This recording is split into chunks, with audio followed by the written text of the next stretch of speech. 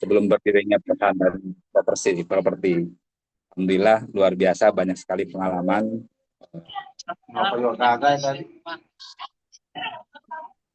Yang jadi yang saya sampaikan sekarang ini pengalaman saja, bukan, mungkin ilmunya sedikit lah.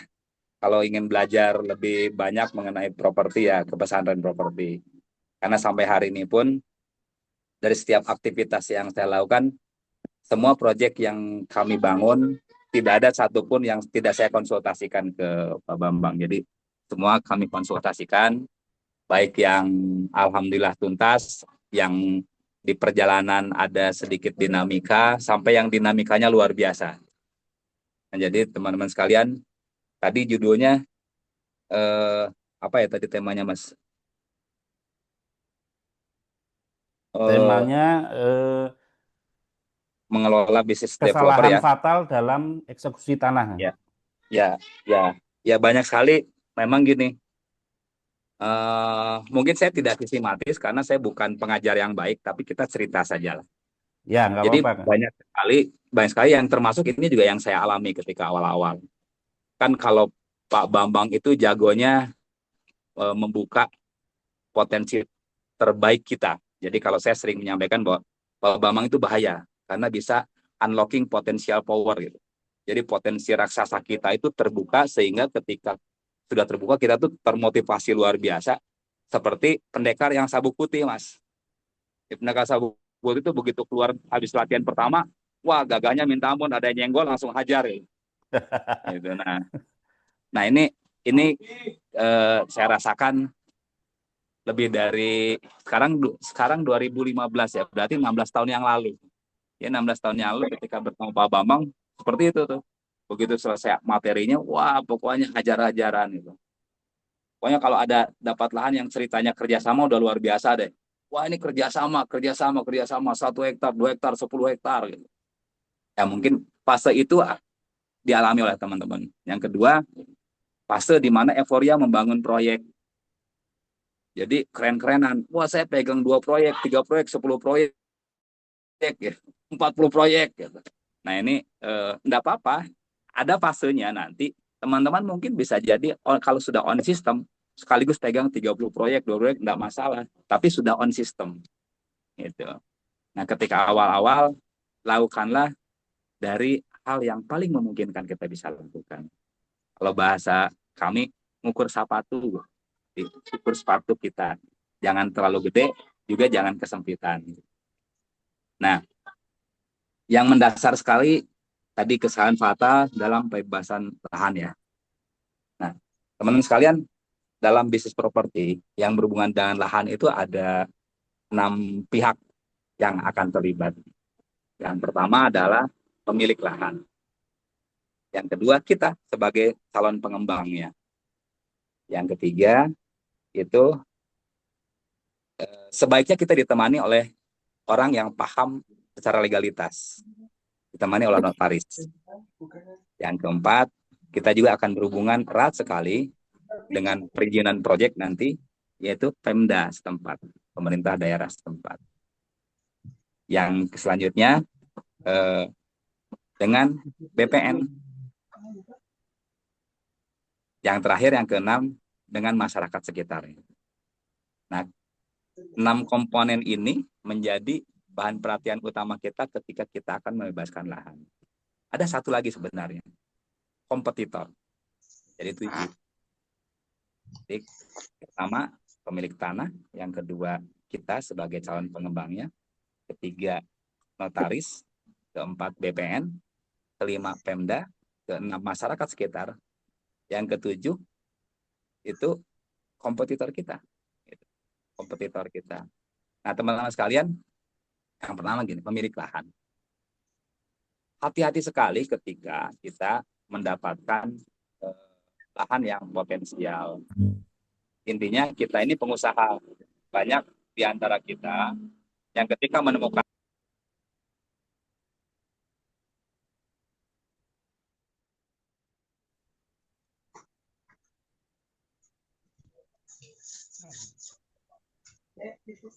Kang, suaranya mati, Kang.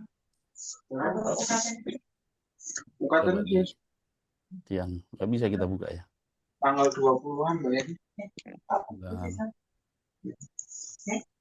Oke. oh ya, sudah. Lanjutkan. Mati lagi.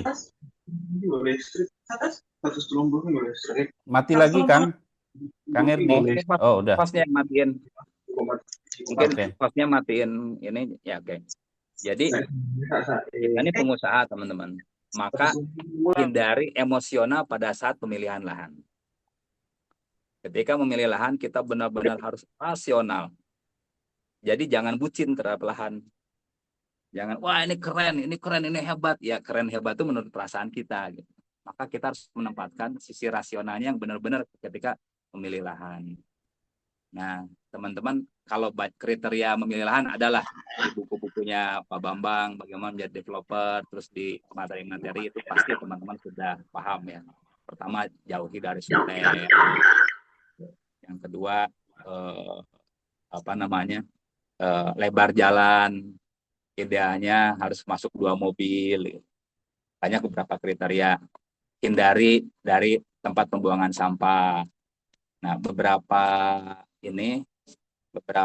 orang juga sensitif terhadap tempat pemakaman umum. Terus ada yang senang dekat rumah ibadah, ada yang juga tidak begitu senang mendekati tempat ibadah. Jadi itu tergantung kita ya.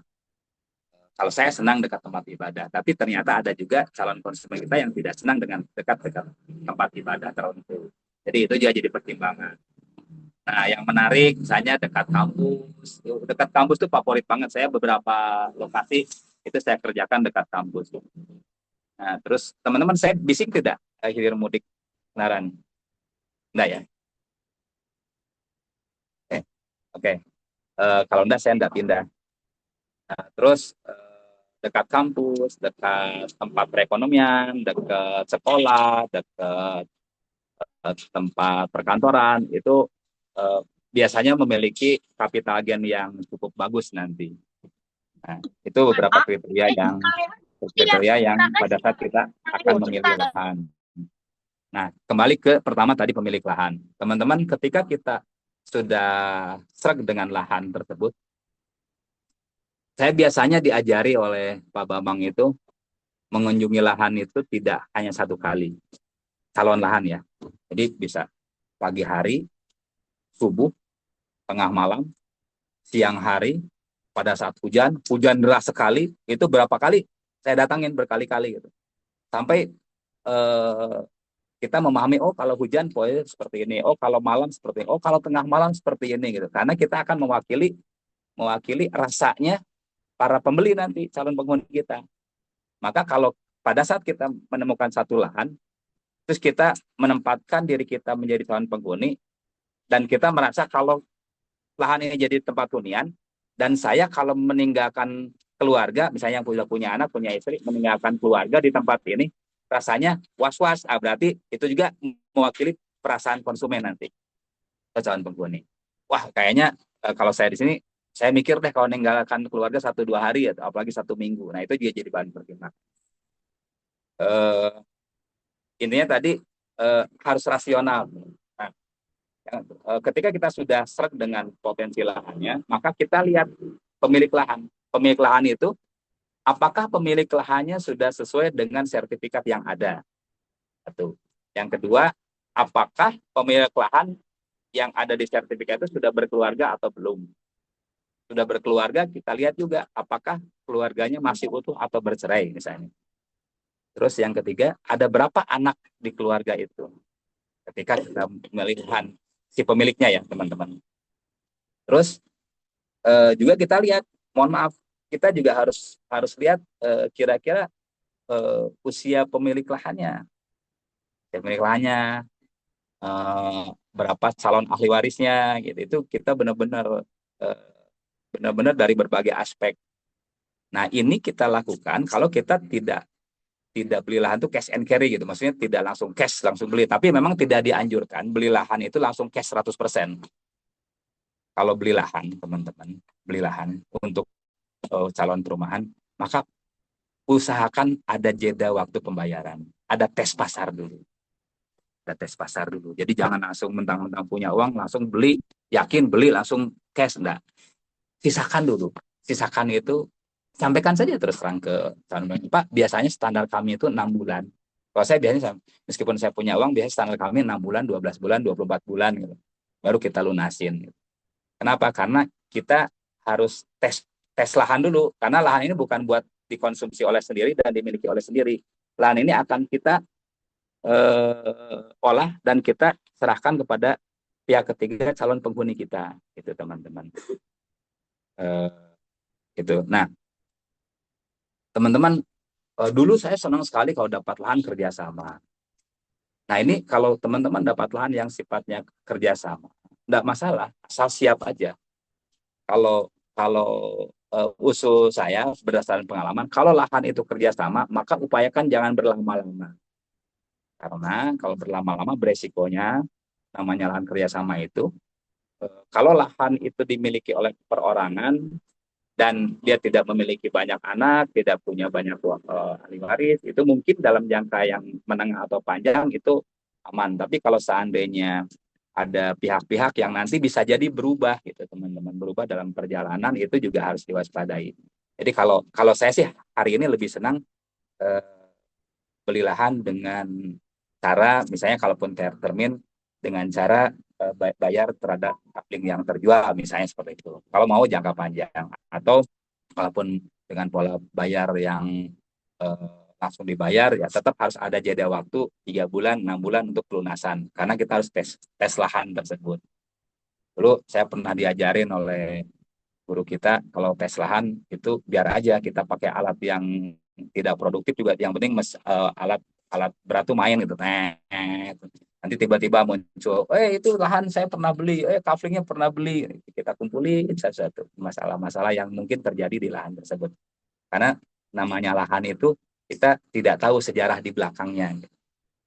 Nah, terus pastikan lahan itu nyambung gitu antara dari mulai surat alas hak awal sampai ke surat terakhir itu nyambung. Pastikan itu teman-teman tertib banget. Itu nanti yang kedua, yang ketiga nanti ditemani oleh notaris.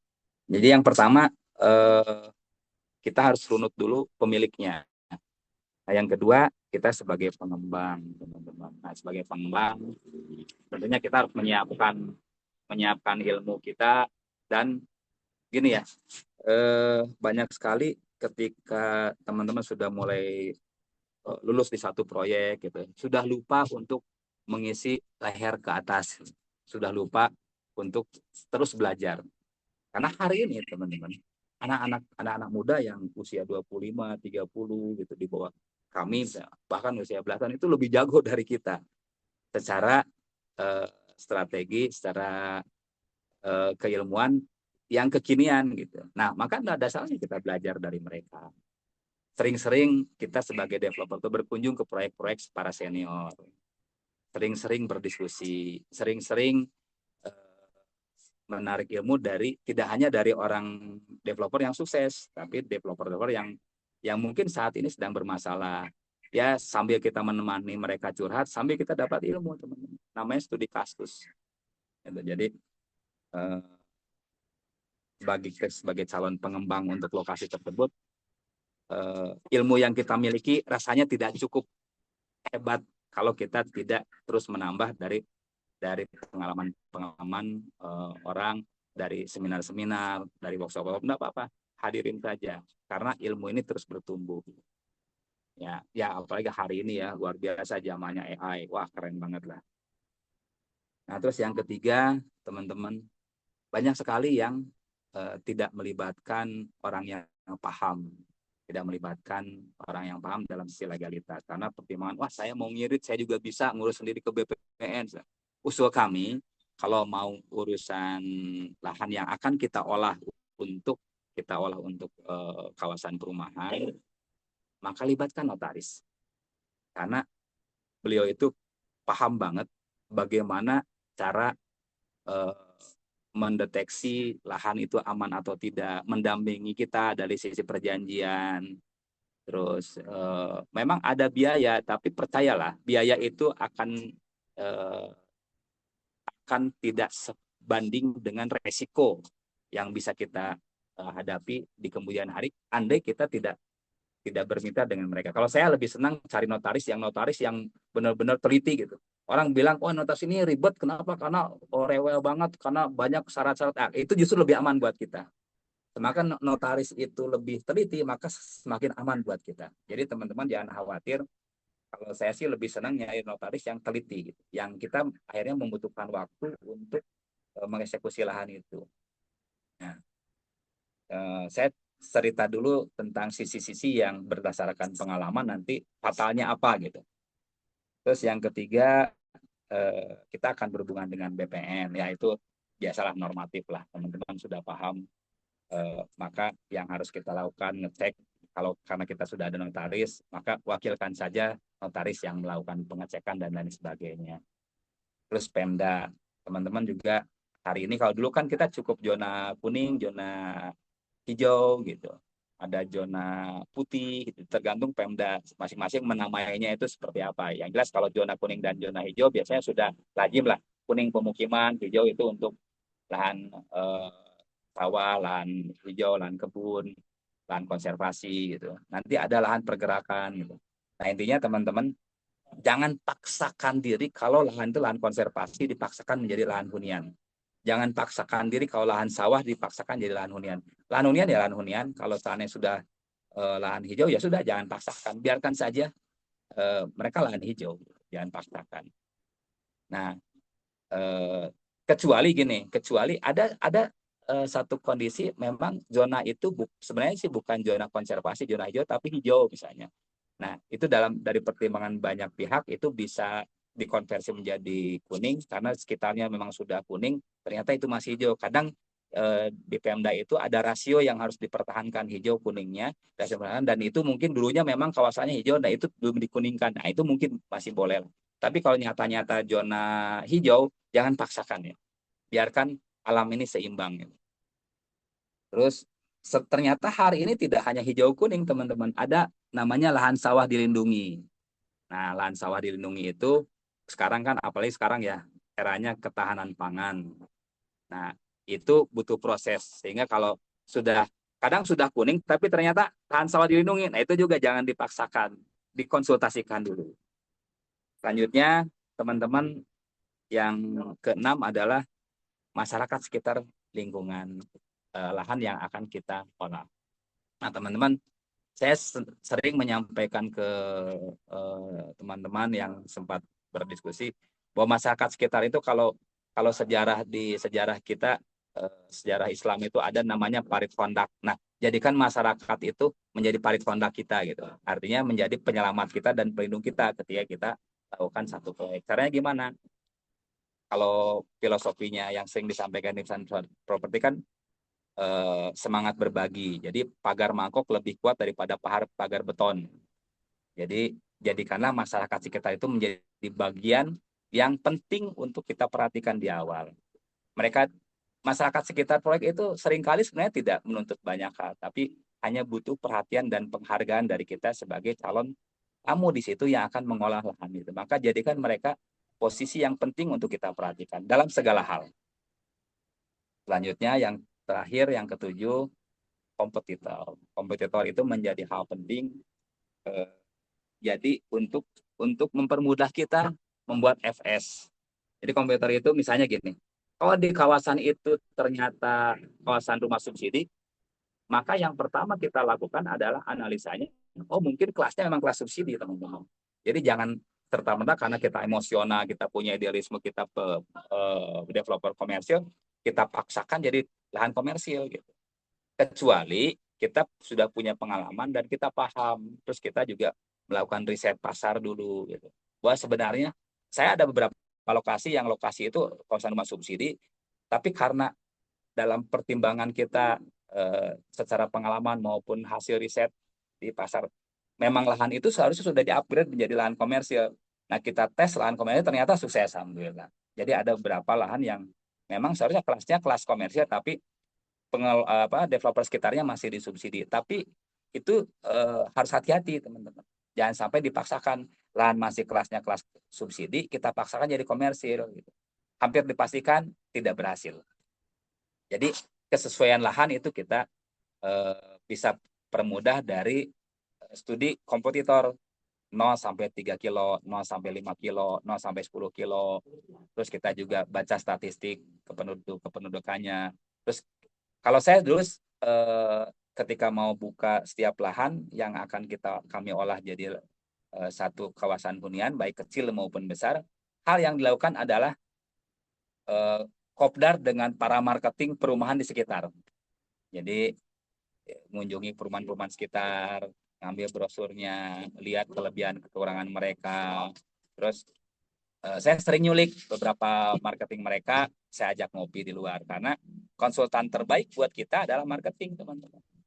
Konsultan terbaik itu bukan kita yang hebat atau kita bayar konsultan yang hebat, karena konsultan yang hebat mereka paling mengambil data-data ya data-data empiris gitu ya, data-data sekunder gitu. Data sekunder dari mengenai kependudukan dan lain sebagainya. Tapi konsultan terbaik itu marketing.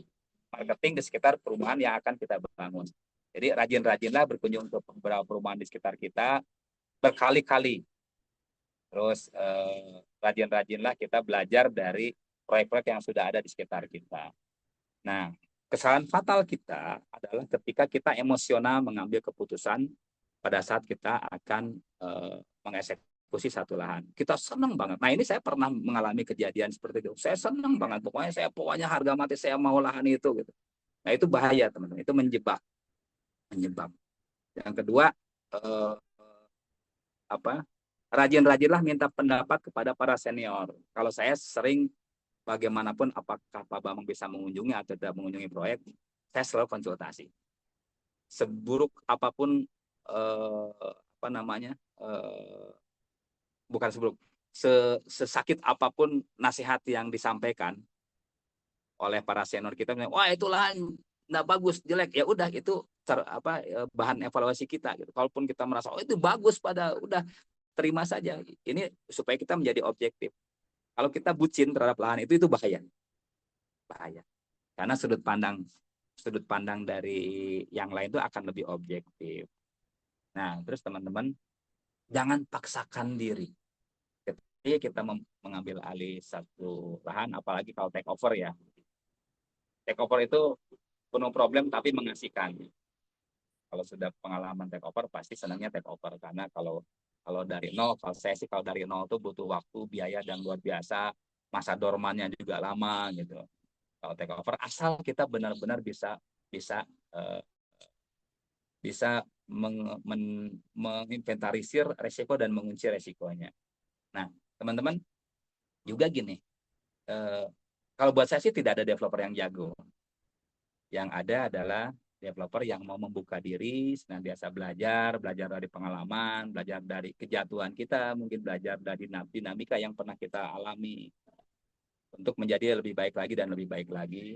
Yang kedua, senantiasa membuka diri dari masukan-masukan. Terus selanjutnya gini, cari partner yang kalau misalnya kita sadar nih, kalau saya menyadari bahwa saya dominan otak kanan. Otak kanan itu biasanya loncat-loncat gitu kan.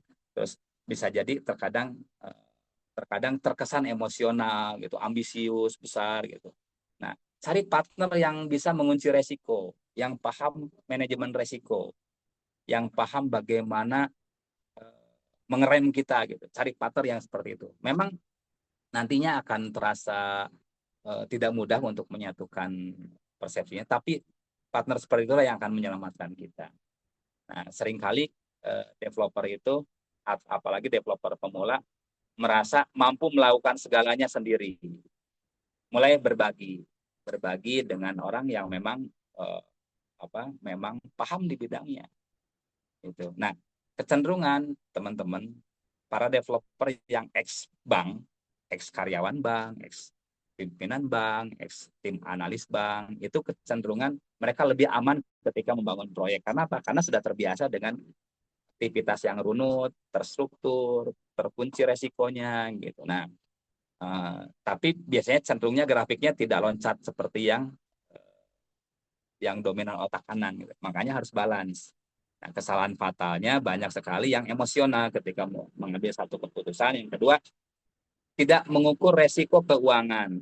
Ini yang terpenting juga yang harus kita lakukan adalah mengukur resiko yang mungkin muncul dari sisi keuangan.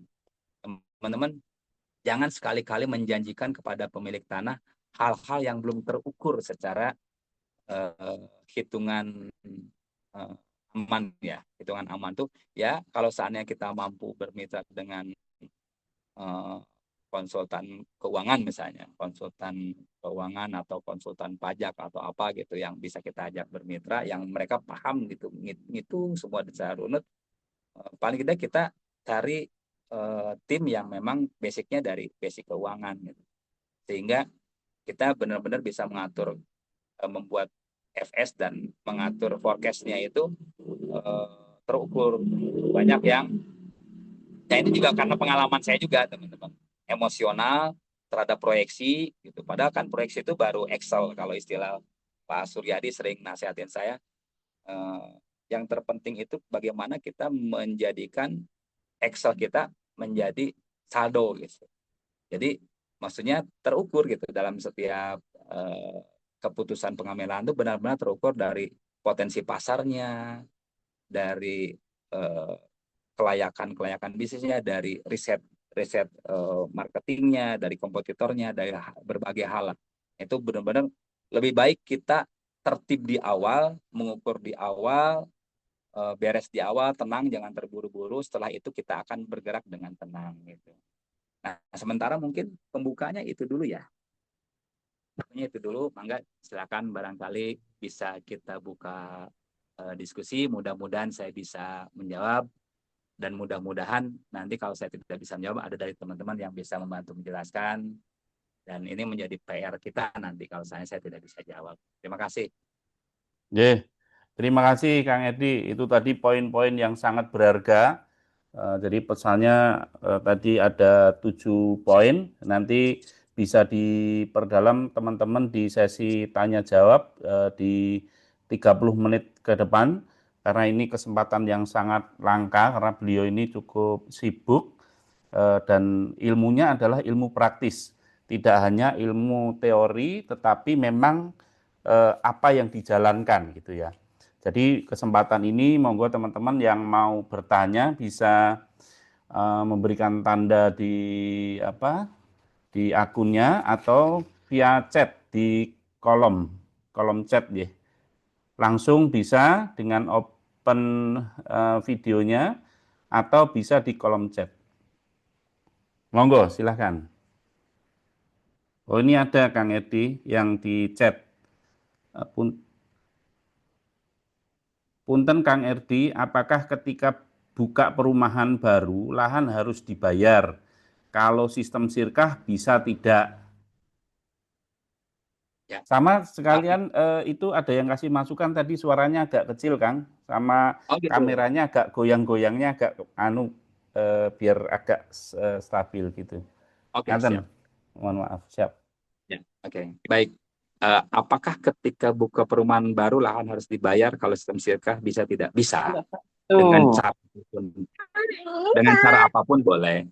Mau sirkah, mau sesuai kaping terjual, mau cash, mau dengan pola pembiayaan kalau sudah berani pola pembiayaan. Tapi hati-hati dengan pola pembiayaan itu harus benar-benar terukur.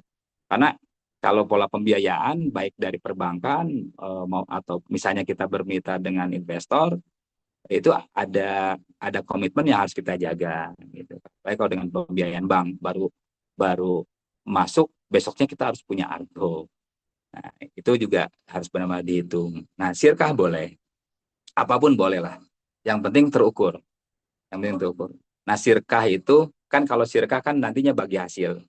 Nah, sirkah itu biasanya kalau kami itu kalau misalnya ada yang ngajak sirkah dulu ya. Kalau sekarang saya agak jarang dengan pola kerjasama seperti itu karena beresikonya itu dalam perjalanan tidak selamanya bisnis kita itu lancar. Karena bisnis developer itu tidak hanya faktor mikro, tapi faktor makro juga sangat mempengaruhi. Faktor kondisi ekonomi global itu mempengaruhi. Pengaruh banget. Jadi kayak kemarin pandemi itu wah dahsyat luar biasa, badainya dahsyat luar biasa.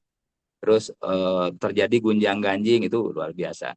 Nah, pola-pola sirkah itu beresikonya ketika mitra sirkah itu kita itu tidak siap mentalnya ketika kita ada dinamika dalam usaha. Karena kan biasanya gini, ketika membuat FS kita ada perencanaan 1 tahun selesai, 2 tahun selesai. Dalam perjalanan ternyata tidak mudah, teman-teman. Jadi kalau kita mau menggunakan pola sirkah, harus terpahami benar bahwa mitra sirkah kita itu paham bahwa ada resiko. Jadi resikonya harus dijelaskan di awal bahwa bisnis developer itu penuh dengan ketidakpastian. Gitu.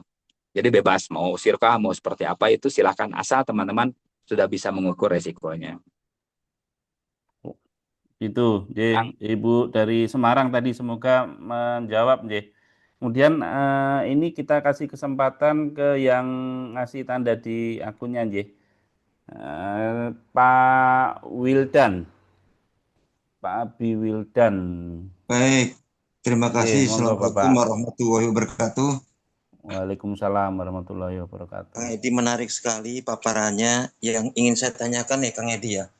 Yang namanya prediksi itu kan kadang meleset ya, Kang Edi ya.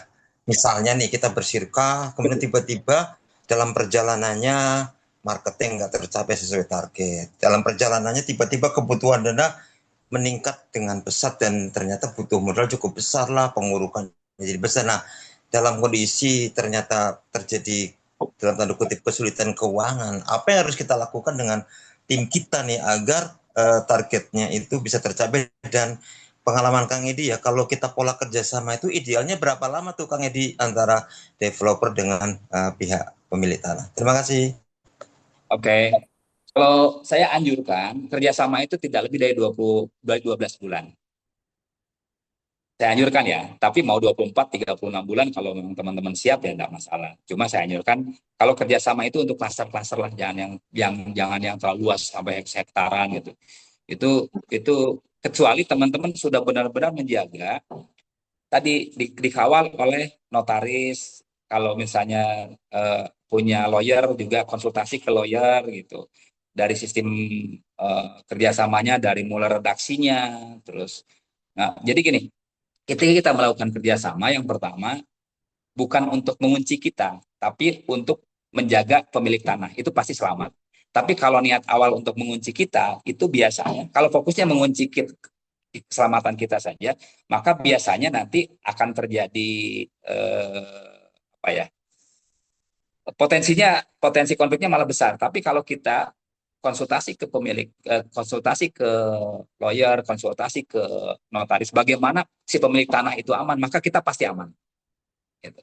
Jadi bukan saling mengunci, tapi saling mengamankan mereka, maka kita akan teramankan juga. Nah, usul saya pertama sekali dari aspek legal itu harus didampingi oleh notaris atau lawyer yang paham tentang bisnis properti. Itu yang pertama. Yang kedua, jangan lama-lama karena potensinya itu bisa jadi dalam perjalanan ada perubahan-perubahan. Misalnya tiba-tiba butuh buat menikahkan anaknya. Ayo gimana? Padahal belum saatnya harus dibayar. Tapi ini sudah harus ada dana 100 juta, 200 juta.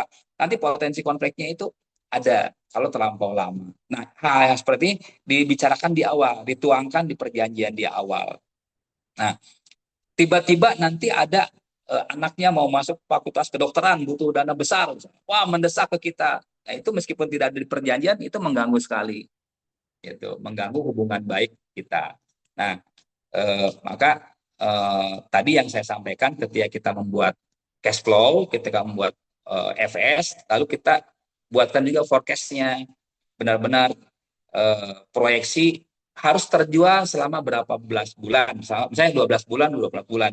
Nah, itu sampai kita proyeksikan 1 bulan itu minimal harus berapa unit untuk menutupi kewajiban ke pemilik tanah sesuai dengan ekspektasi mereka untuk menutupi kewajiban-kewajiban, dan itu sudah harus dipos-poskan buat tanah berapa, buat bangunan berapa, buat operasional berapa, buat overhead berapa, buat cadangan berapa, gitu, buat pajak berapa. Itu semua harus diposkan, diproyeksi, di forecast itu, sehingga potensi loss-nya itu bisa kita minimalisir. Ini berdasarkan pengalaman, karena saya pernah punya pengalaman proyeknya selesai tapi kok utangnya banyak ya, padahal gaya hidup saya juga tidak tidak wah seperti orang lain gitu. Kenapa ya? Oh ternyata saya tidak disiplin dalam hal bisa jadi bukan karena uang itu dipakai di luar, tapi kita memanfaatkan uang skala prioritasnya itu tidak tepat. Jadi ada hal yang tidak harusnya dibayar dulu, dibayar duluan, padahal ada prioritas yang di awal itu tidak tertunaikan di awal. Jadi penting sekali kita bikin EWS yang benar dan bikin forecast yang benar selama 12 bulan, 24 bulan, dan itu runut dengan target penjualan. Nah, target penjualan itu wajib ya, teman-teman. Dari awal buka proyek itu kita harus punya target penjualan. Supaya apa? Supaya kita tidak kedodoran di perjalanan. Ini saya banyak belajar benar-benar berdasarkan pengalaman pribadi ya. Benar-benar pengalaman pribadi. Ada proyek yang wah, proyek ini keren banget dalam hitungan saya ini cukup bagus lah. Ternyata dalam pandangan teman-teman yang berkunjung wah ini keren, tapi saya kok boncos ya gitu. Ya, kesimpulannya kok saya yang salah karena saya tidak disiplin dalam hal keuangan gitu. Itu teman-teman. Ya. Ada lagi Pak Wildan, kayaknya 1 kali pendalaman ya yang tadi minta kenapa alasannya. Kang Edi, itu kalau misalnya omset katakanlah misalnya 5M ya, kebutuhan modal awalnya itu berapa sih oleh tim Sirka gitu, Kang Edi, pengalaman Kang Edi gimana tuh? Sama tadi 12 bulannya kenapa tadi? Monggo, terima kasih. Maaf. Ya. Maksudnya gini, 12 bulan itu tidak baku. Maksud saya gini, 12 bulan itu terukur 1 tahun kan biasanya gini, dalam satu proyek, apalagi proyek itu skala besar, biasanya 6-12 bulan itu belum ada omset. Karena kita bikin perizinan dulu, kalau proyek dari nol ya. Pertama, analisa dulu lahannya, analisa konsumen dulu, bikin perizinan 6 bulan, bisa 3 bulan, 6 bulan, 12 bulan tidak terukur. Itu belum bisa cari uang kita. Belum bisa cari uang, jangan sekali-kali narik uang kalau perizinan belum selesai, beresiko. Gitu. Kalau mau ya bikin nomor urut pemesanan tanpa menarik uang. Kalau ada yang mau store uang, buka tabungan saja, disimpan di lock. Itu yang ini. Nah, kenapa 12 bulan? Resikonya gini, teman-teman. Pengalaman saya kerjasama, saya pernah kerjasama di satu lahan yang keren banget. Nah, dalam perjalanan ternyata krisis. Gitu. Krisis lokal, krisis dalam satu provinsi itu ekonominya gonjang-ganjing gitu. Wah, pokoknya hancur-hancuran gitu. Nah, akhirnya apa? Akhirnya membuat proyek saya tertahan. Padahal saya udah investasi waktu itu hampir lebih dari 1 miliar lah, Enfield dan lain sebagainya. Belum ngasilin nih. Tiba-tiba ini kakak beradik, ada kalau tidak salah 5 saudara. 2 saudara bertahan dengan komitmen, dengan perjanjian, ini kerjasama. Yang 3 saudaranya itu butuh uang, sampai akhirnya ribut di antara mereka, bukan ribut dengan saya awalnya, ribut di antara yang 2 komitmen, yang 3 butuh uang. Kan kalau butuh uang itu bukan masalah komitmen tidak komitmen, tapi butuh uang gitu, dan emergensi butuh uangnya. Akhirnya apa? Akhirnya proyek saya disegel, tapi yang 2 membongkar, disegel, membongkar. Akhirnya mereka bertengkar. Apa yang terjadi dampaknya? Konsumen kita tidak akan percaya terhadap proyek itu. Gitu. Nah, konsumen kita tidak percaya dengan proyek itu, padahal bukan salah kita. Nah, banyak resiko-resiko yang mungkin bisa terjadi di luar kehendak kita, di luar kemampuan kita. Gitu. Nah, makanya jangan berlama-lama kalau kerjasama. Kalaupun kerjasama, secepatnya terlunasi. Misalnya gini, disiplinkan. Katakan kita proyek kecil saja lah. Kalau saya sih ngusulin kerjasama proyek kecil yang 10 unit, 20 unit gitu. Misalnya proyek itu 20 unit, maka nanti dikonversikannya jangan dibagi 20 unit. Katakan misalnya harga lahan 1 miliar untuk bisa 20 unit. Kan kalau 1 miliar bagi 20 unit berarti 50 juta ya. Harga tanah mentahnya belum bicara diolah dan lain sebagainya. Katakan dengan diolah nyampailah 100 juta. Berarti jadi nah, nanti teman-teman pembaginya jangan 20, pembaginya harus misalnya pembaginya 70%-nya. Jadi dari 20 kalau 70% kan berarti 14. Jadi 1 miliar dibagi 14. Nah, 6-nya itu buat buffer. 6-nya buat buffer. Nanti pada saat kita memproyeksikan di MS, upayakan kalau misalnya kerjasama, upayakan paling tidak syukur-syukur laku 1 bayar 2 atau laku 2 bayar 3. Jadi secepat mungkin terlunasi kalau kerjasama. Jadi kalau kerjasama jangan berlama-lama untuk melunasi tanah. Secepat-cepatnya lunasi tanah. Itu teman-teman. Nah, artinya beresiko lah. Kerjasama itu beresiko. Jadi kalau punya lahan kerjasama jangan terlalu happy karena risikonya besar. Mending dikuncinya jual beli. Kan gini, kalau akan kita jual beli, harga 1 miliar, kita baru masuk 50 juta pun itu udah milik kita, teman-teman. Karena jual beli. Cuma kita berhutang kepada pemilik tanah. Nah, bagaimana caranya ini bisa dilakukan? Ya, tentunya fokus kita bagaimana pemilik tanah beruntung bertemu kita. Nah, itu nanti ada sesi sendirilah. Saya sendiri bagaimana pemilik tanah merasa beruntung ketemu kita dengan bahkan kita hanya bayar 50 juta dari 1 miliar. Itu apa namanya? Ya, saya pernah melakukan satu proyek yang proyek itu sesuai dengan kafling terjual. Karena kami itu pengembang komersil, kan kalau pengembang komersil pasti ada capital gain dong. Kalau subsidi tidak mungkin ada capital gain kecuali dinaikkan oleh pemerintah. Nah, makanya saya sering menyampaikan pengembang subsidi itu pahlawan. Kalau ada pahlawan tanpa tanda jasa guru, maka developer subsidi juga harusnya dinobatkan sebagai pahlawan karena berjuang untuk rumah rakyat dan tidak ada capital gain. Tanah sebelah sudah naik, pelaku subsidi tidak bisa naik. Nah, kalau pelaku komersil menaikkan lahan itu adalah keahlian kita. Jadi saya pernah menyampaikan lahan itu sudah mangkrak 7 tahun. Kami masuk. Saya masuk dengan pola 24 bulan. Sesuai dengan kafling terjual. Dia sampaikan, Pak Erdi, apa jaminannya 24 bulan nanti Pak Erdi bisa lunas? Saya sampaikan begini, Bu, percayalah, ketika kami masuk, nanti doa kita tabrakan di langit. Saya berdoa supaya lahan ini cepat selesai. Nanti Ibu berdoa supaya lahan tidak selesai dibayar. Kenapa? Karena lahannya akan berlipat-lipat mahal. Jadi waktu itu awalnya di perumahan itu harga rumahnya cuma 100 jutaan gitu, 200 jutaan. Setelah kita olah, masukkan value, masukkan konsep gitu. Ternyata alhamdulillah berhasil kita jual sampai bahkan 1,2 miliar gitu harganya. Nah, pada saat itu happy, everybody happy.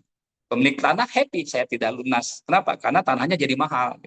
Nah, itulah developer. Jadi sejatinya developer itu sebenarnya bisnis bagaimana kita menaikkan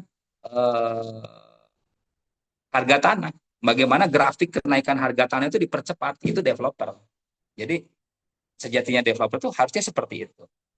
Kalau seandainya developer hanya dagang rumah, ya itu mah pedagang, bukan developer. Nah, itu yang nanti kita harus dipahami oleh teman. Jadi hadirnya developer itu memberikan value, menaikkan harga tanah secepat mungkin, sebesar mungkin, itu sebenarnya. Jadi orang di sekitar kita tuh bersyukur hadirnya kita. Harusnya itu developer. Karena kita bukan dagang rumah. Oke, makasih. Siap, Bang Edi, mantap. Jadi semoga makasih, Pak Edi. Iya, Pak Wildan, komplit sekali tadi jawabannya. Kita lanjut ke pertanyaan yang di chat, kemudian habis itu Pak Nizar yang angkat tangan ya. Dari Pak Adnan, Assalamualaikum Kang, bagaimana caranya mengubah zona hijau menjadi zona kuning? Apakah masih bisa berubah zona tersebut?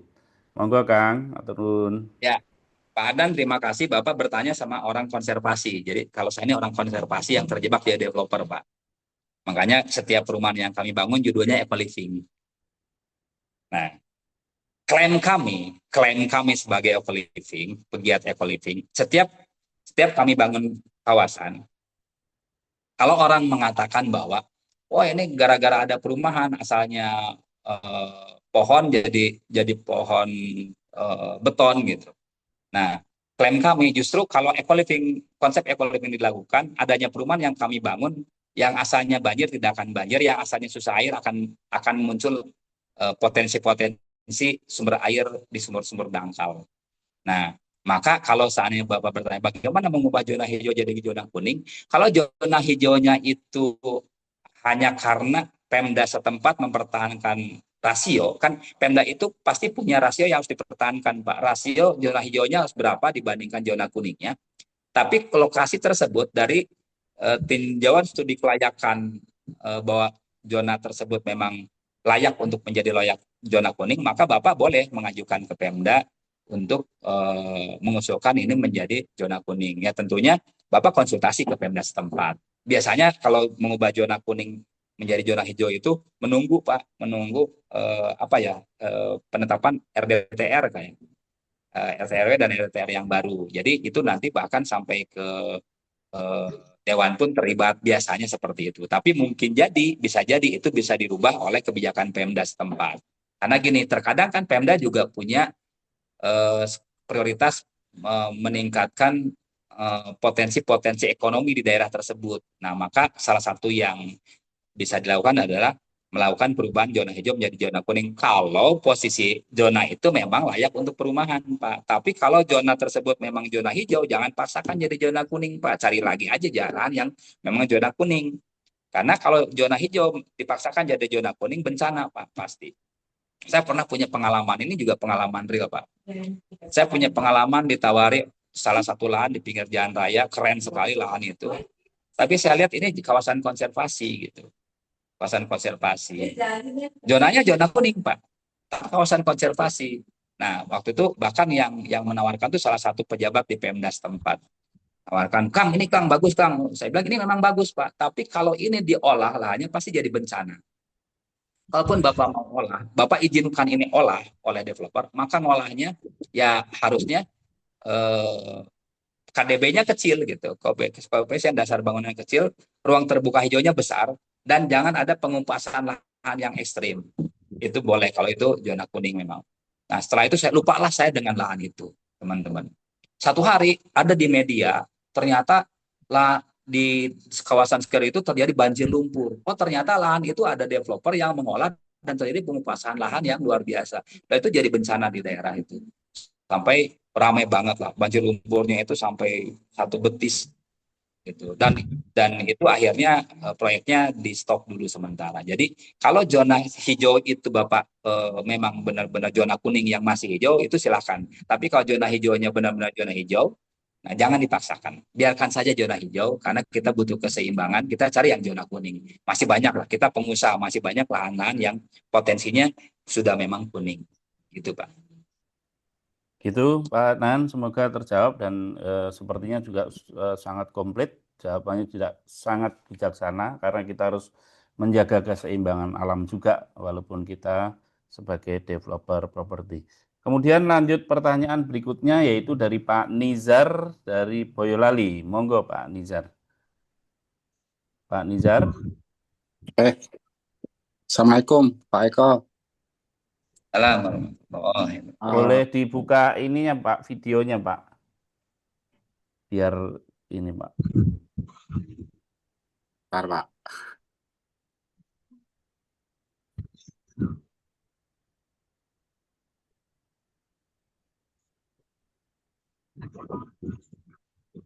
Dari Boyolali, saya juga dari Boyolali soalnya Pak.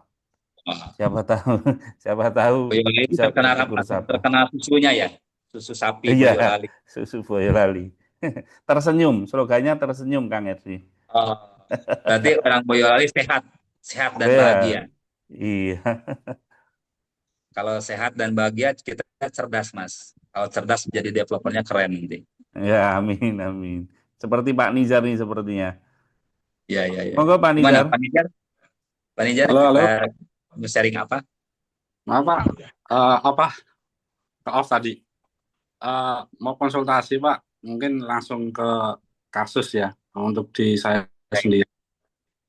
Biar nggak salah langkah gitu Pak. Kebetulan saya punya lahan Pak, cukup kecil, dan sawah tapi udah saya keringkan. Dan di sebelahnya itu ada pengembangan rumah subsidi Pak. Ada satu pengembang juga yang jalan komersil, cuma kecil kayak gitu. Kalau yang subsidi itu besar Pak, untuk itunya apa namanya itu unitnya banyaknya. Nah, rencana saya mau kafling Pak, cuma kan jadi satu kafling satu hadap ya Pak ya, karena lebarnya cuma 19 meter, luasnya totalnya 2.200 Pak. Bapak mau kafling apa perumahan Pak? Cluster. Gimana Pak? Mau jual kafling atau cluster? Kafling bangun Pak. Oh, kafling siap bangun. Iya, mungkin amannya saya kafling dulu ya Pak ya, karena emang belum punya kerjasama atau segala macam. Nah, biar nggak salah langkah Pak, kebetulan saya juga belum punya modal untuk mengerjakan itu. Nah, apakah itu opsinya itu gimana ya Pak ya? Saya punya pikiran apakah saya tawarkan dulu mungkin harga murah, tapi untuk beberapa orang buat untuk modal pengerjaan pengurukan dan segala macam, atau saya punya pikiran juga karena di wilayah saya itu maksimal pecah itu hanya 5 Pak untuk pribadi Pak. Ya.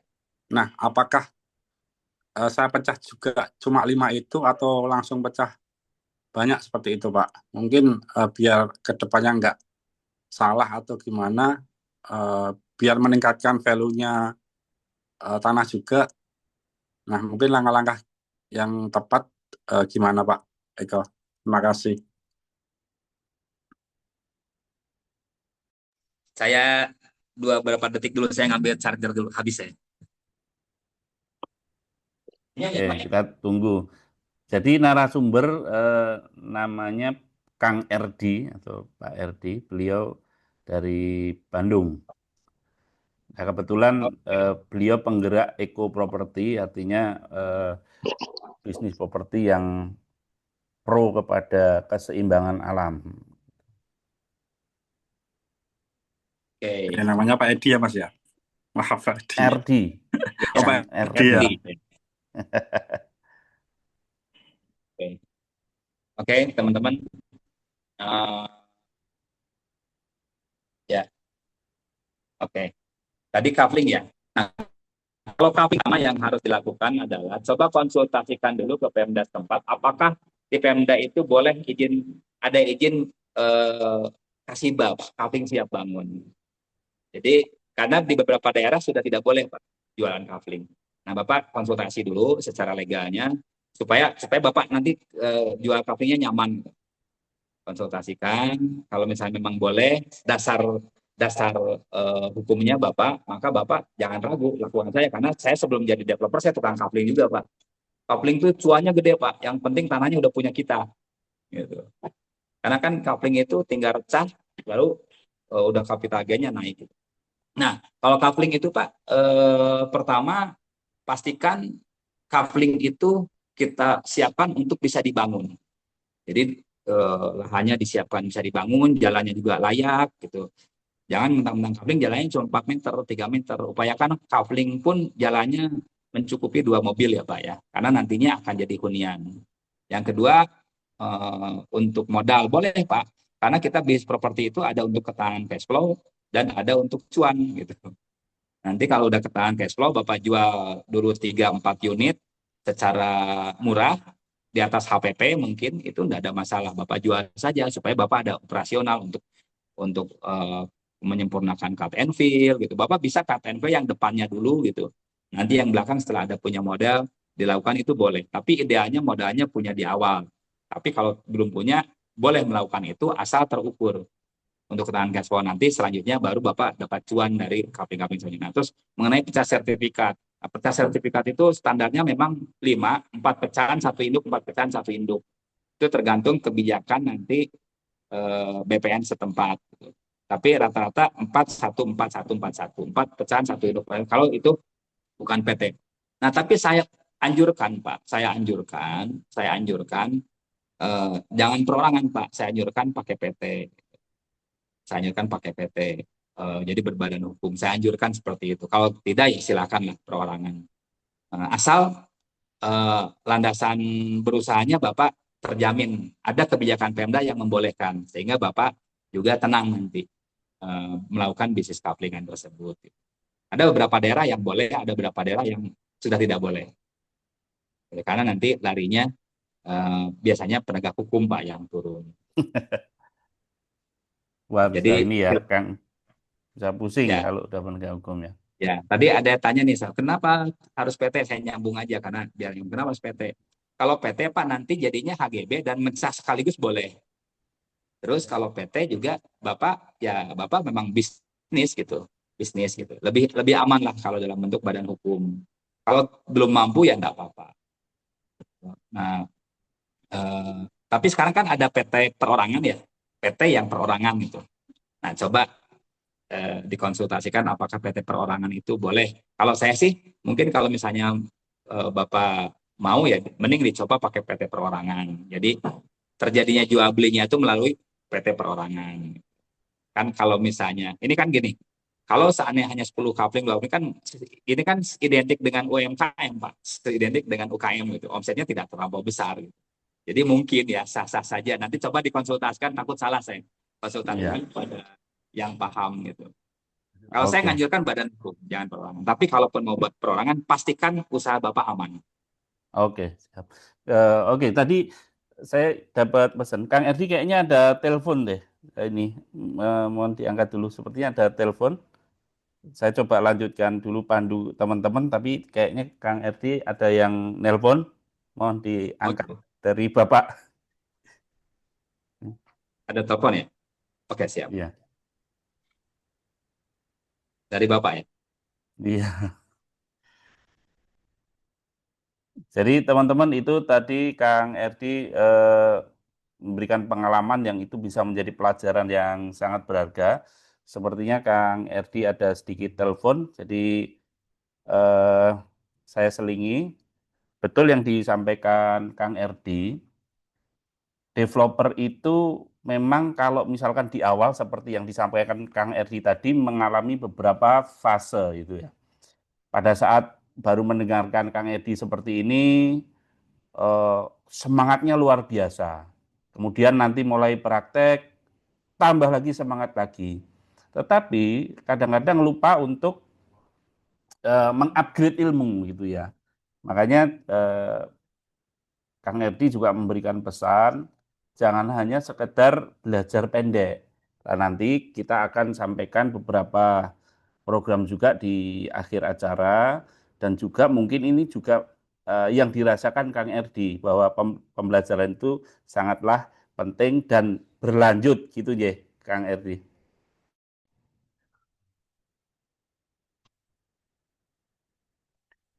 Kalau teman-teman di sini yang sudah mulai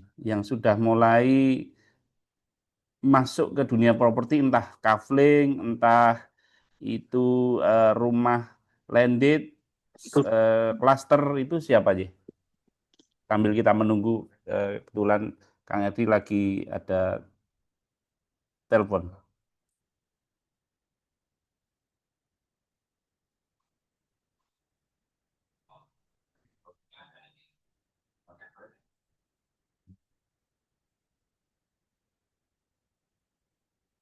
Oke.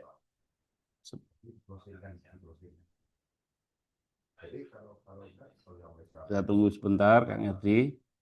Jadi Kang Erdi ini juga menjadi salah satu pengurus asosiasi di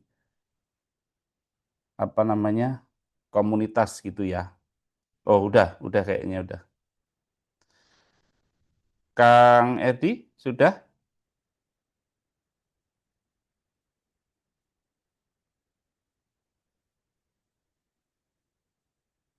Kang Erdi?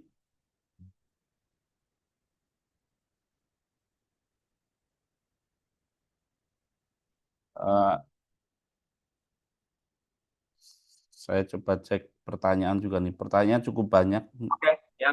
Sudah kembali udah. saya. Ye, monggo Kang Edi dilanjut, Kang. Nah, oke, teman-teman, secara prinsip begini. Ini pengalaman saya kan dari 2009 ya. Belajar dari guru kita yang tercinta, Pak Bambang Ibnu Hidayat. Sampai hari ini, semua proyek saya konsultasikan. Artinya belajarnya tanpa henti sampai hari ini. Nah, tadi saya buka dari awal bahwa tidak ada developer yang jago. Tidak ada developer yang jago. Yang ada adalah developer yang mau berkolaborasi dan bersinergi dan terus menambah wawasan, nambah ilmu. Karena kasus-kasus di developer itu bertumbuh terus, berdinamika terus. Nah, teman-teman, bahkan sampai terakhir, proyek saya yang terakhir nih, saya didampingi banget sama Pak Bambang dan dimarahin sama Pak Bambang. Wah, ternyata masih mentah RD. Iya, Pak. Makanya saya ingin jadi murid terus gitu. Nah, sampai saya boncos itu. Uang investor saya angus lebih dari 1 miliar. Nah, teman-teman, daripada belajarnya harus keluarkan uang banyak, Maka usul saya gini, kan pesantren kita itu luar biasa. Pesantren kita itu tempat kembalinya para developer yang sudah menjalankan, yang galau, gitu, yang bermasalah, dan tempat belajar yang tepat. Karena di sana tidak hanya dapat teori, tapi ada studi kasus dari para developer senior. Sampai hari ini saya belajar dari developer yang senior sampai hari ini, dan kawahnya itu ada di pesantren properti. Maka usul saya, teman-teman, kalau seandainya, mudah-mudahan masih ada ya, mudah-mudahan sekarang ada program-program belajar jangka panjang gitu. Jadi program jangka panjang itu sehingga kita punya mentor terus itu dalam perjalanan bisnis kita itu kita punya mentor. Intinya kita harus punya mentor. Jadi kalau seandainya di pesantren properti kita itu ada program belajar jangka panjang 1 tahun, 2 tahun, usul saya kalau teman-teman mau jadi developer, usul saya kalau teman-teman mau jadi developer yang aman, maka ikutilah program-program pembelajaran jangka panjang di pesantren properti. Itu saya. Nah, sekiranya syukur-syukur mudah-mudahan di pesantren properti kita ada program pembelajaran yang jangka panjang 1 tahun, 2 tahun. Ada enggak, Mas, sekarang, Mas? Iya, Kang. Jadi alhamdulillah itu pembelajaran juga di pesantren, bahwa dulu kan ada beberapa program-program pendek yang diselenggarakan. Tetapi seiring dengan perjalanan waktu, justru pelajaran yang pendek itu banyak memakan korban, Kang. Jadi beresiko. Karena nanti kayak pendekar sabu putih. Iya, jadi iya. Potensial powernya terbuka, unlocking potensial terjadi, tapi ilmunya tidak nyampe. Tidak nyampe. Sabuk putih soalnya. Jadi sabuk putih. Ya. Jadi dalam tingkatan itu, makanya kami menyempurnakan pendidikan di pesantren itu sekarang lebih ke jangka panjang 1 tahun.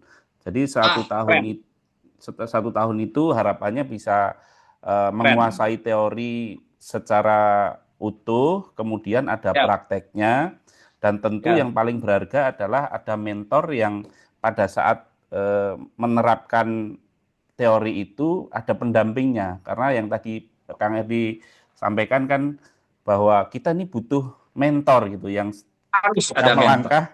Iya, ketika melangkah itu hari ini gitu ya.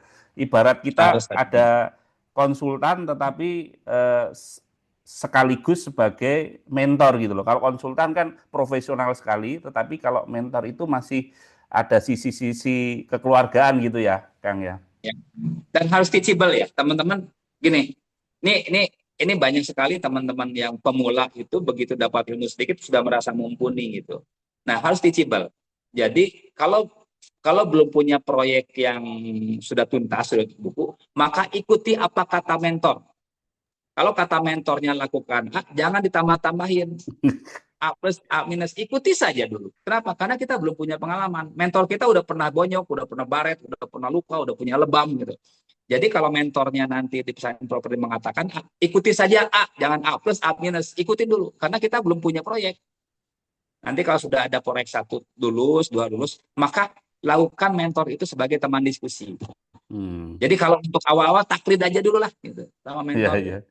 Berarti cocok ya kan kalau misalkan kalau pesantren ngadain program yang 1 tahun sesuai dengan kebutuhan kompetensi yang dibutuhkan di developer saat ini berarti ya? Ya, mesti update. Mesti update. Karena apa? Karena setiap saya datang ke pesantren properti, pas begitu ada pelatihan, ada ilmu baru yang saya dapatkan. Jadi ilmu-ilmu yang lama itu mesti harus dinamis, harus update sesuai dengan perkembangan kekinian gitu. Dalam segala hal, baik kebijakannya kan berubah-ubah. Ya. Terutama hari ini perilaku konsumen loh. Perilaku konsumen ternyata cepat sekali perubahannya. 6 bulan yang lalu dengan hari ini berubah gitu perilaku konsumennya. Itu berubah. Nah, di pesantren lah kita bisa mendapatkan ilmu-ilmu yang update, yang praktis, yang sesuai dengan keahlian para mentor. Gitu. Usul saya, kalau memang alhamdulillah kalau tadi informasi ada pelatihan-pelatihan jangka panjang yang 1 tahun, 2 tahun, maka ikuti pelatihan itu dan ikuti apapun yang disampaikan oleh mentor. Dah, itu aja. Selamat teman-teman. Ya, Ya, terima kasih Kang. Itu memang masukan dari beberapa developer yang sudah jalan, sepertinya banyak sekali permintaan yang jangka panjang, karena selain juga permintaan pasar tadi, perilaku konsumen berubah, aturan-aturan juga berubah, karena saat ini kan Kementerian Perumahan itu juga sekarang sudah berdiri sendiri. Kalau dulu ikut di Kementerian PU, sekarang juga sudah berubah, sehingga banyak sekali penyesuaian-penyesuaian yang harus dilakukan. Sementara pesantren itu menjadi seperti lab gitu ya. Ketika ada orang ada masalah, datangnya ke pesantren, menanyakan, kemudian disitulah akhirnya menjadi formula yang update dan menyeluruh gitu ya. Karena menyambung dari program itu, mohon izin Kang Erdi, kami menyampaikan, karena saya lihat sih memang pertanyaannya masih banyak, tetapi kami memberikan ruang pilihan-pilihan yang nanti bisa disesuaikan dengan Bapak dan Ibu semua. Mohon izin Kang, kami share slide untuk biar teman-teman yang di sini juga sebenarnya pesantren itu programnya kayak apa sih? Apakah cocok dengan saya karena waktunya gitu ya. Mohon izin Kang. Ya. Jadi teman-teman mohon izin dari pesantren seperti yang disampaikan Kang Edi tadi, bahwa kita memiliki beberapa program yang sudah disesuaikan dengan kebutuhan bisnis developer saat ini.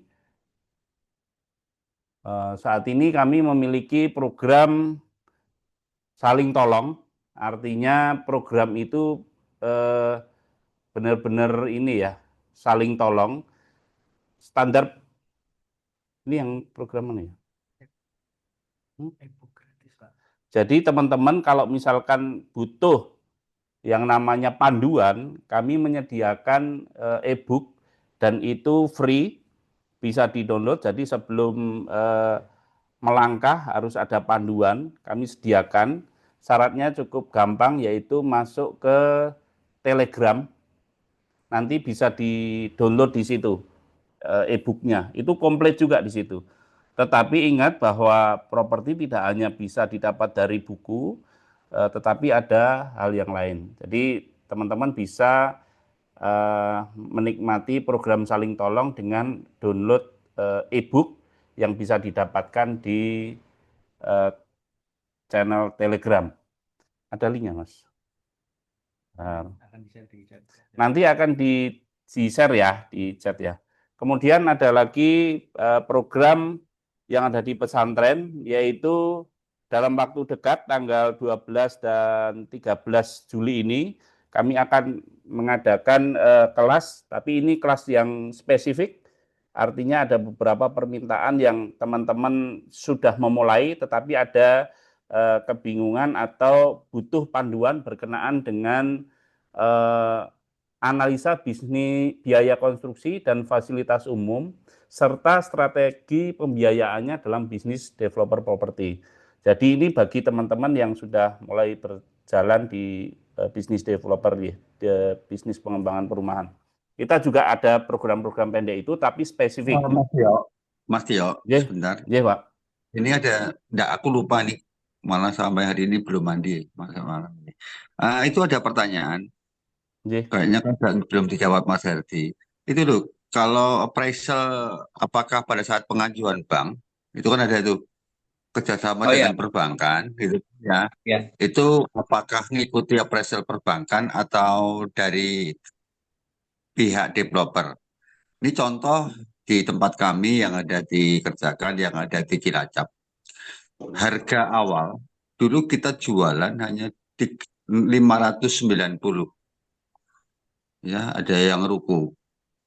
Kita sampai sekarang sudah harganya 875, hampir naik ke 200-an juta.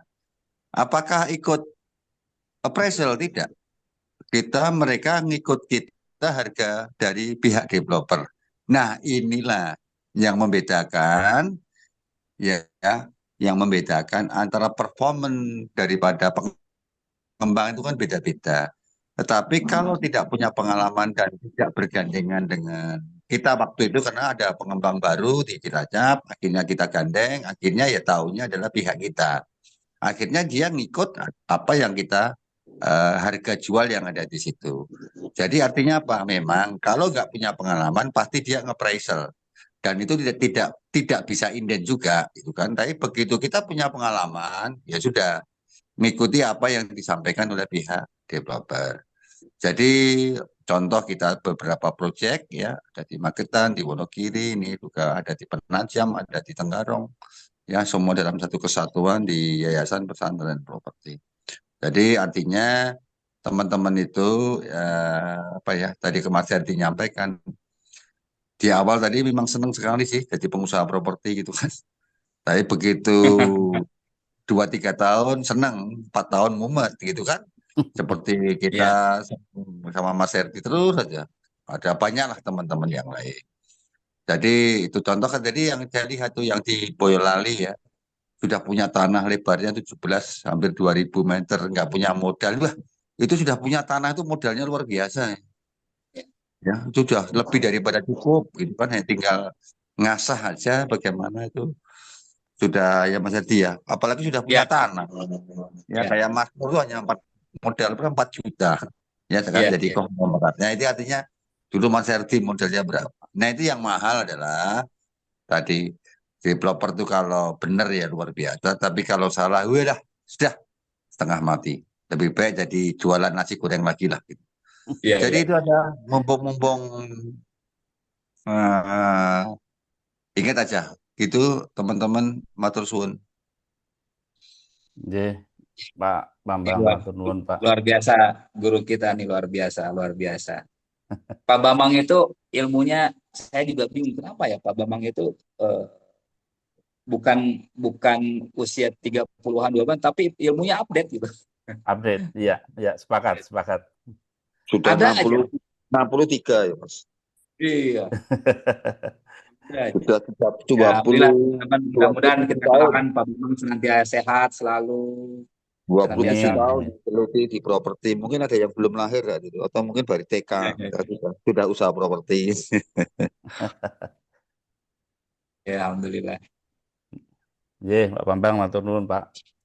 Jadi salah satunya memang circle atau yang didapatkan ketika di properti itu ya circle tadi. Banyak teman-teman dimanapun ada yang di Tenggarong, ada di Penajam, Pasir Utara, kemudian ada yang di Wonogiri, ada yang di Cilacap, gitu. Banyak sekali. Lanjut informasi program yang di pesantren properti adakan.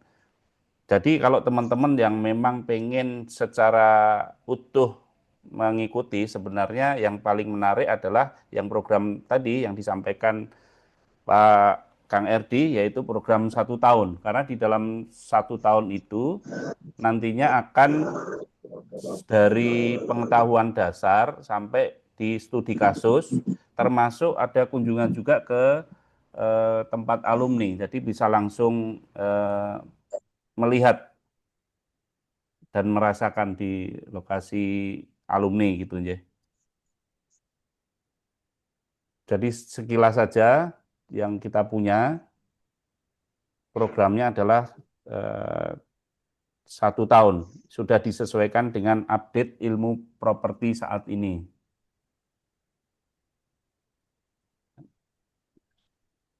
Lanjut. Nah, malam ini ya ini salah satu kesempatan kalau teman-teman pengen tertarik belajar secara menyeluruh. Ada kalau normal itu pembayarannya total biaya pendidikan adalah 5.500.000. Kalau di luaran sana ada yang 17 juta, ada yang 9 juta.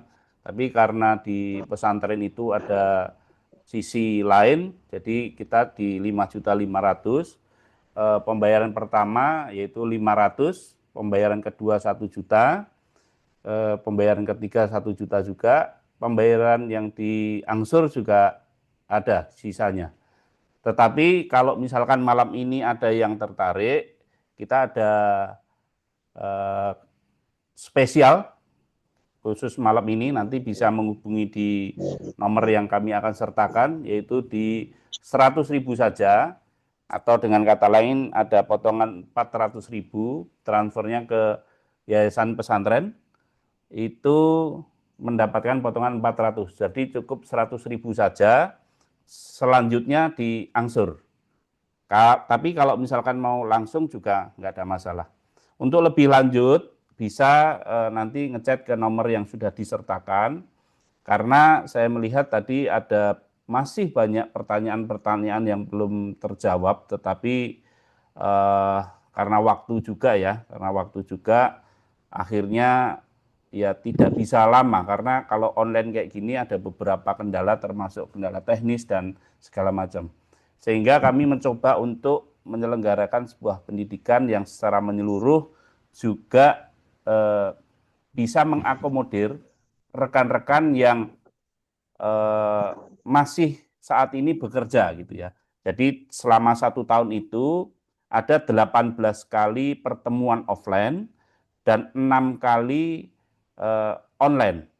Jadi yang 18 kali itu tatap muka, kemudian yang 6 bulan itu secara online, dan kebanyakan yang online itu adalah studi kasus dan tanya jawab atas praktek yang sudah dijalankan. Mungkin itu, semoga nanti ada kesempatan untuk bisa bertemu. Selain itu juga masih ada program lagi. Oke, sementara itu yang bisa disampaikan, walaupun ada program yang lain, tapi saat ini kita sampaikan yang itu dulu. Karena sudah jam 21.22 yang tadinya rencana 1 jam, tapi molor, kami mohon maaf. Mungkin ada closing statement Kang Erdi di akhir-akhir acara ini. Mohon maaf yang pertanyaannya belum bisa kejawab, harapannya bisa ada rezeki silaturahmi, dan yang masih penasaran bisa ngechat di nomor yang sudah dicantumkan. Monggo Kang Erdi. Ya, terima kasih Mas. Alhamdulillah. Teman-teman terima kasih. Mohon maaf kalau ada yang tersalah.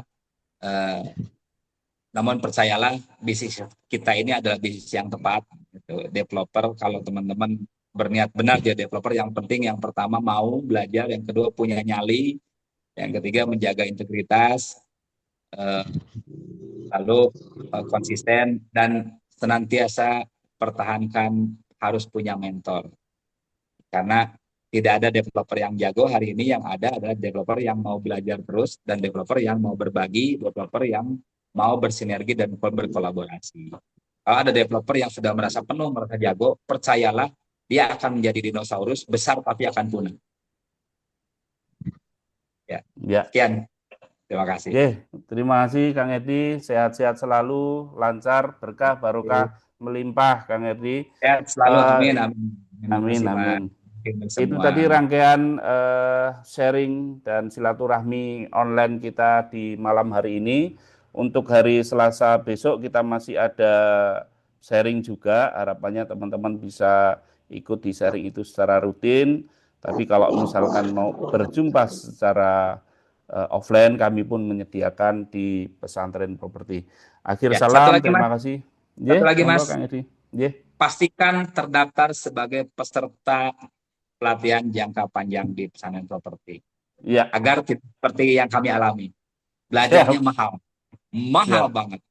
Dan menyakitkan. Gitu. Supaya happy, murah, dan bahagia, pastikan ikuti pelatihan. Ya Pak? Mas, itu mungkin sedikit ya Mas ya. Halo? Ya, Pak Wahyu atau Pak Nizar? Nizar Pak, Nizar. Sedikit Pak. Oh, iya Pak Nizar, pripun Pak? Alhamdulillah saya dulu pernah ke Pesantren Properti Pak, ngikuti kelas cuma sehari ya. Mungkin ketemu sama Pak Bambang juga. Semoga sehat selalu Pak Bambang. Amin, amin Pak, matur nuwun Pak. Dulu sebetulnya saya pengen ikut Pak, cuma kondisi mungkin bukan saya ya, mungkin ada beberapa teman juga yang saat ini juga bekerja Pak. Mungkin saya ingin belajar properti ini sebagai mungkin bekal saya untuk next ke depannya seperti itu. Cuma kendala kendala saya itu mungkin jadwalnya benturan, Pak. Nah, tadi ada offline dan ada online. Cuma domisili saya juga sekarang agak jauh dari pesantren properti. Nah, mungkin next atau gimana ada solusi, Pak, biar bisa ikut ke kelas yang 1 tahun itu. Nah, misalkan kalau nggak bisa hadir offline nanti gimana, atau mungkin disertakan jadwal langsung setahun itu hari-harinya yang online hari apa, yang offline hari apa, seperti itu, Pak. Baik, Pak Nizar. Terima kasih, Pak. Baik, Pak Nizar. Ya, memang kami juga akan menyesuaikan Bapak berkenaan dengan program-program itu. Untuk itu Pak Nizar pastikan untuk masuk ke channel kami, Pak, di Telegram, dan bisa ngechat di nomor yang sudah disertakan di chat, biar nanti tidak ketinggalan program yang kita selenggarakan. Harapannya Bapak juga bisa dapat ilmu karena saat ini masih beraktivitas sebagai orang kantoran, ya pasti ada kendala begitu. Begitu Pak Nizar, mohon maaf. Teman-teman, Kang Edi, terima kasih. Akhir salam. Wassalamualaikum warahmatullahi wabarakatuh. Salam warahmatullahi wabarakatuh.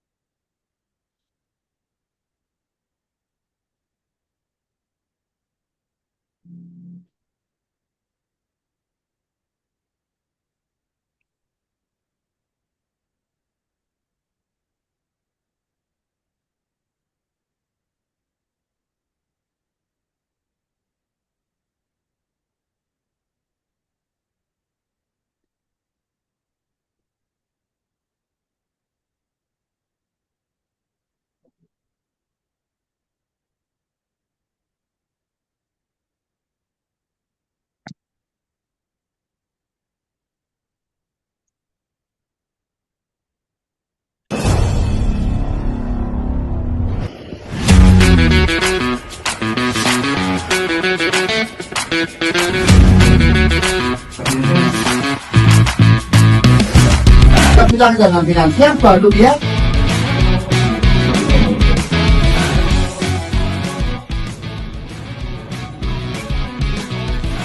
Sangat bermanfaat sekali ya Mbak, karena menambah ilmu, menambah wawasan. Juga kita kalau mau jadi developer pemula itu kan harus step by step. Jadi seikhlasnya loh di sini.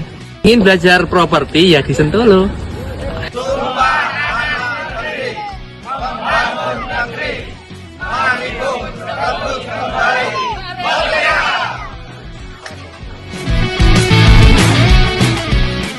Assalamualaikum warahmatullahi wabarakatuh. Saya Abdul Tan atau akrab disapa dengan Samurai Property. Saya berasal dari Pekanbaru. Permulaan saya menjadi seorang developer berawal dari kehancuran. perkenalan yang tidak sengaja terhadap sebuah buku, di mana buku tersebut membawa saya sampai hari ini menjadi seorang di bidang properti yang saya saat ini sudah dapat menghidupin keluarga saya kembali, kan sudah memberikan banyak manfaat bagi masyarakat sekitar saya. Saya pengen sekali ketemu dengan si penulis buku tersebut, karena di dalam buku tersebut tidak ada nama penulisnya, dan satu kebanggaan bagi saya bisa ketemu dengan owner sekaligus penggerak dari ekonomi keumatan melalui branding yang baru. Inilah dia, Pesantren Properti. Mari hadir, kita kembalikan kedaulatan ekonomi kita. Kita muslim dan kita mampu menjadi seorang pengusaha properti yang bisa bersaing dengan pengusaha-pengusaha properti di luar sana. Assalamualaikum warahmatullahi wabarakatuh.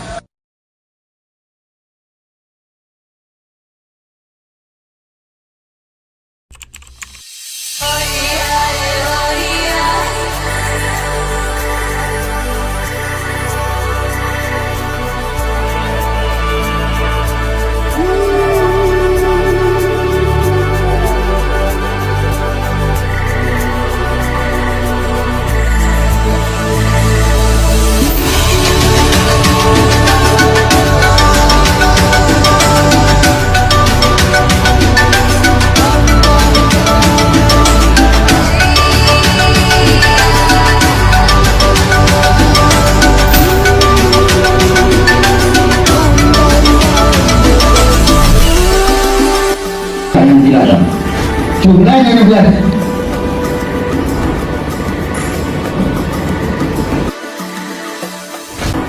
Bukan, dia suaminya mantannya dulu, yang patah dengan saya adalah kantang keluarga, yang bunyi tetangga cantik rumah, karena kalau sebelumnya ini juga tahu.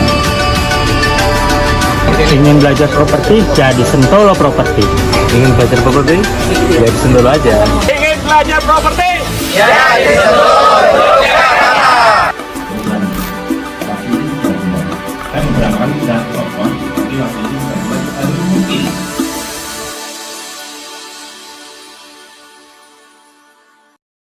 Ingin belajar properti, ya di Sentolo Yogyakarta.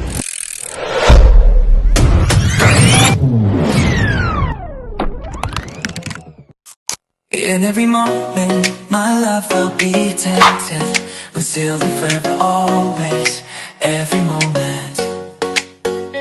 Even in the face of greatest charm, my thoughts will be all yours, my own. Usaha. And when the search comes at the end of the road, be it death, be it alone, I'll be yours. Dari Kota Blitar, Jawa Timur. Tadi sudah dijelaskan sama Pak Bambang, itu senang sekali ya.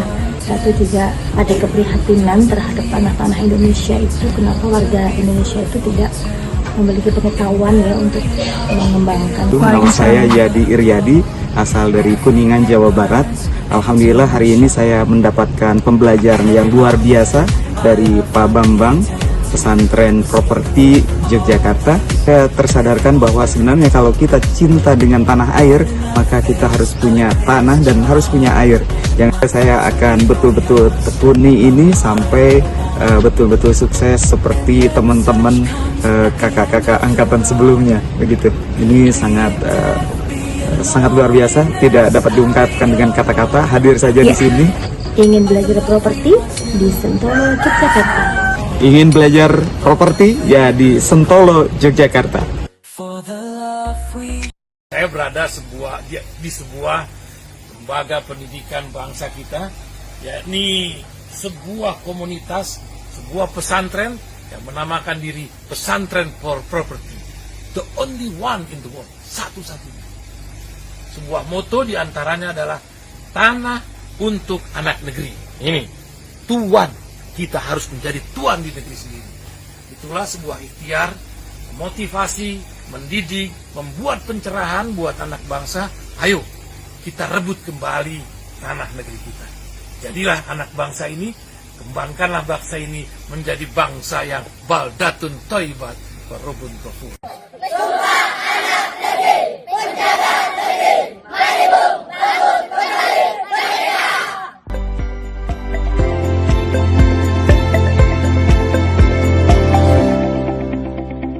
Ingin belajar properti? Ya di Sentolo, Yogyakarta.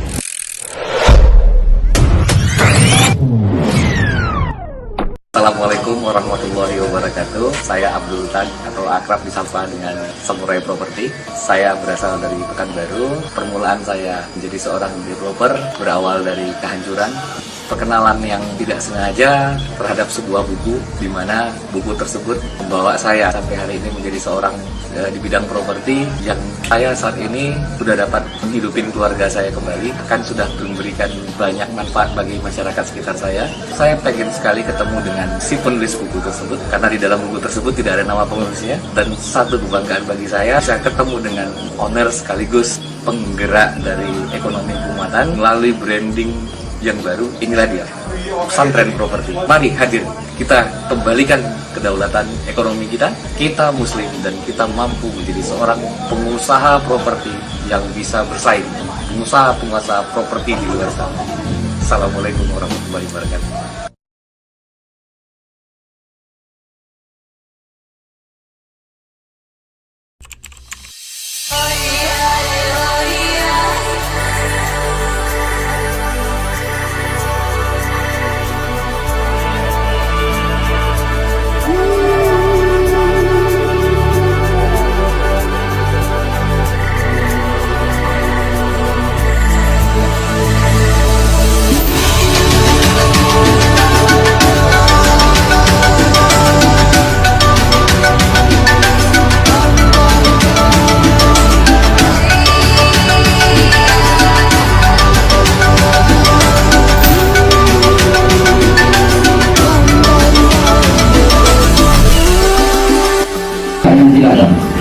Jumlahnya 16.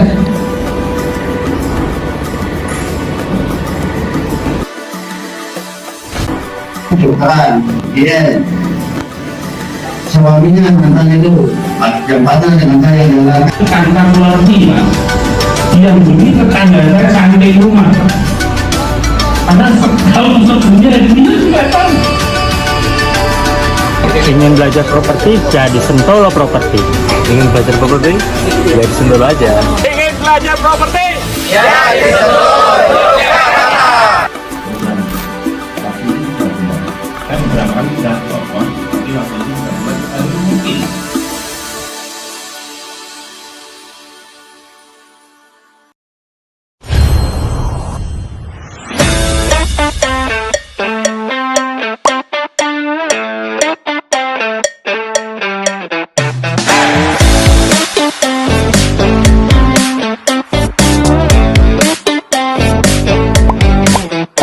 Perkenalkan, saya Bintang Kelly Ramadhani, asal saya dari Bojonegoro.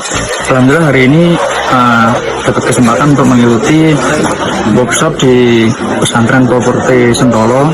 Alhamdulillah di hari ini dapat insight yang luar biasa dari para pemateri, dari Pak Bambang, yang bisa untuk membuka wawasan saya tentang properti. Kalau ingin belajar properti, ya di Sentolo tempatnya. Membangun negeri. Mari berebut kembali.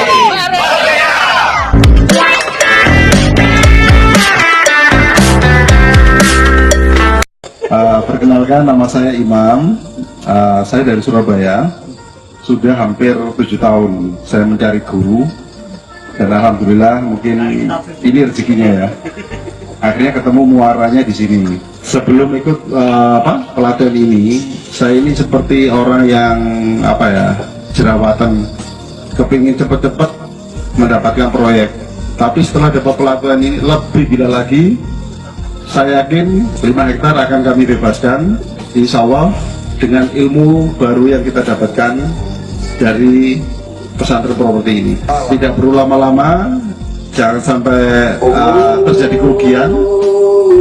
Maka ikutlah pelatihan di sini. Terima kasih. Saya berada di sebuah lembaga pendidikan bangsa kita, yakni sebuah komunitas, sebuah pesantren yang menamakan diri Pesantren for Property. The only one in the world, satu-satunya. Sebuah moto diantaranya adalah tanah untuk anak negeri. Ini, tuan, kita harus menjadi tuan di negeri sendiri. Itulah sebuah ikhtiar, motivasi, mendidik, membuat pencerahan buat anak bangsa. Ayo kita rebut kembali tanah negeri kita. Jadilah anak bangsa ini, kembangkanlah bangsa ini menjadi bangsa yang baldatun thayyibat wa rabbun ghafur.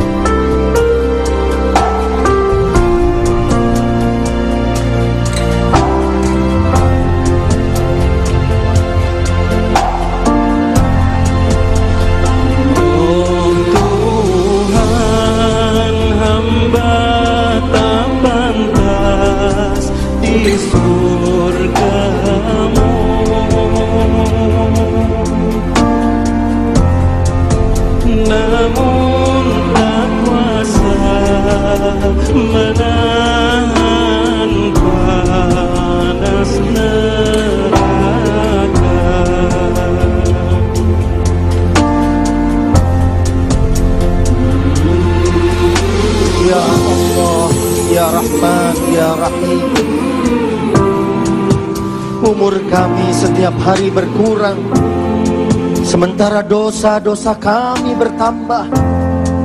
Seandainya Engkau tidak mengampuni dosa dan kesalahan kami, ya Allah, maka kami akan menjadi makhluk yang paling hina, ya Allah. Ya Allah, ampunilah kami, ampuni bangsa kami, ya Allah, para pemimpin kami, ya Allah. Angkat, cabut bala bencana dari negeri kami, ya Allah, ya Rahman, ya Rahim. Kebakaran, kebanjiran, tanah longsor, gempa bumi, gelombang tsunami, gantikan semuanya dengan hayatan thayyibah di dunia wal akhirah. Amin ya rabbal alamin. Aku yang berdosa datang bersimpuh di pintu-Mu,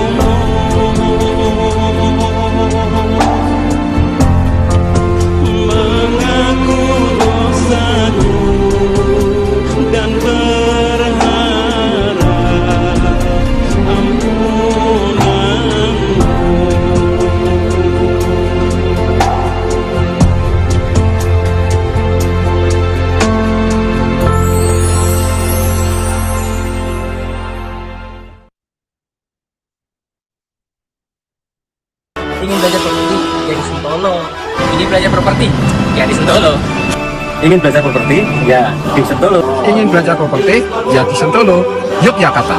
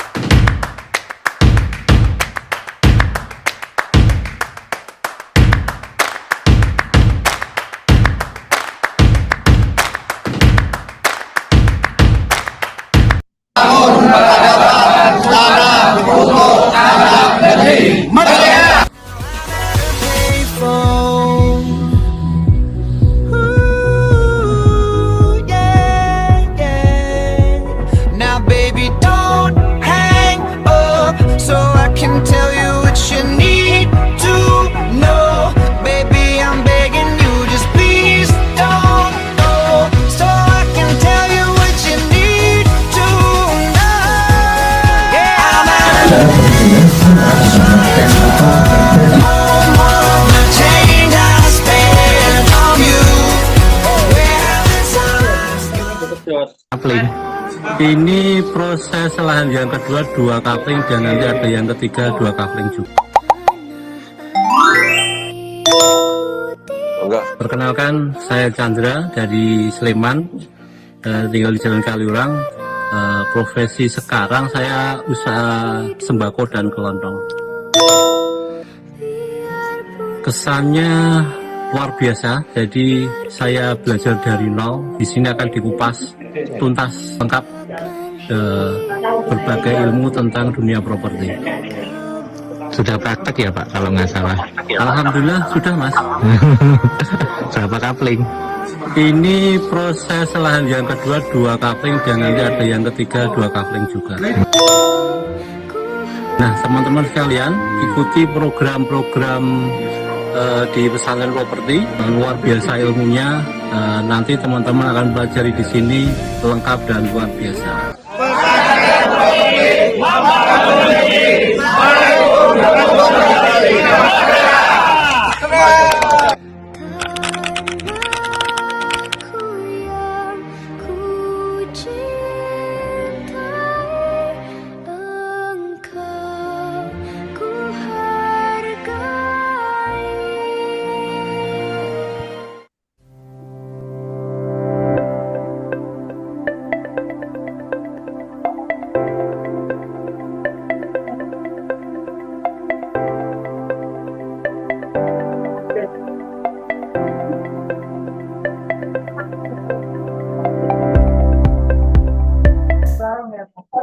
Jamin. Buku suara, buku cocok. Dari contoh.